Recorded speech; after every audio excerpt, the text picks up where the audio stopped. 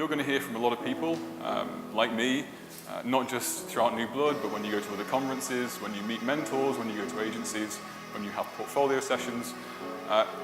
They're all going to tell you loads of different things, which is really great. What I want to say is that none of those people will be wholly correct, myself included. What I'm going to give you today is not the best work I've done. It's not the most successful, most awarded, the ones that have kind of produced the most money for our clients. I'm going to give you stories, good and bad, that I think will help you move your careers quickly and in the right direction. So the first, I guess, important consideration I think for your careers is this concept of unpoliced thought. So what we ask of creative people of any discipline, in any medium, is that your minds are free of encumbering internal and external etiquette. The problem is, this way of thinking, which right now is completely innate and inherent in all of you, is really easy to accidentally disengage as you go through your careers. Unpoliced creativity is what happens naturally. Typically, we engineer our way out of it. My urge to all of you is to always fight for idea 2.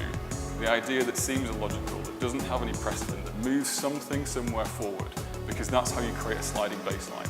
The second thing is that creativity is entirely transferable.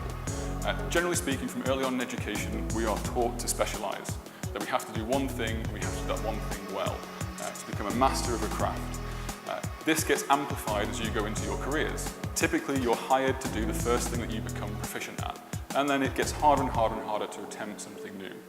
And I think one of the main reasons for that is for fear of trying something new, for that thing failing, and the idea that it might undo all of our previous successes, which I want to tell you is entirely false.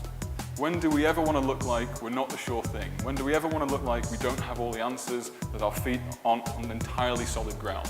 Because when we meet people who are at the top of their game, people you'll meet throughout this festival, when you look at the industry, the people who are the ones on the front of fucking Campaign magazine or Creative Review or whatever, or when we look at filmmakers or movie stars, what we see is the final thing. We don't really see the process that got them there or the process that keeps them there. All of those things are hidden or camouflaged. They are the mechanics of becoming renowned. We see the final thing and that's kind of it. This is definitely the most important, to beware invisibility. Everyone has to sell. Now the stigma is, if I tell people how good I am or how good I want to be, they'll think I'm arrogant. And yeah, if you do it in a Neanderthal way, they will. But it can be done in a way where there's no stigma. And there shouldn't be any stigma attached to this. Too many people, especially young people, think this is true. If I just do good work, all the people I want to work with will find me. Yeah, they might do, but it might take a while. Unfortunately, it might take a while. Showcase your talents and you will find collaboration. Showcase your ambition and you'll be held accountable to accomplish it until you do, believe me. And this is also important. There will be a point from now when you'll be stood here or at another conference and you'll be speaking to a load of students and it will happen like that. What you have to do is shine the spotlight on other people when you get there. No one gets enough praise, no one gets enough support for doing smart, ambitious, honourable things in this industry. So pass it down the second you get there. Respect legacy, but ignore status quo. Make leaps of wit and imagination and enterprise. Follow these 5 principles and you'll have brilliant, exciting, creative careers. There are people like me who are an expectant audience of what you do.